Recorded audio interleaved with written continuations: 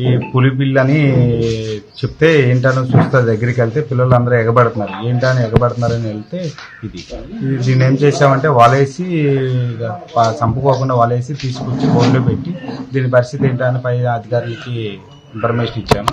అలా అధికారుల వాళ్ళు వస్తున్నారంటే దానికోసం వెయిట్ చేస్తాం.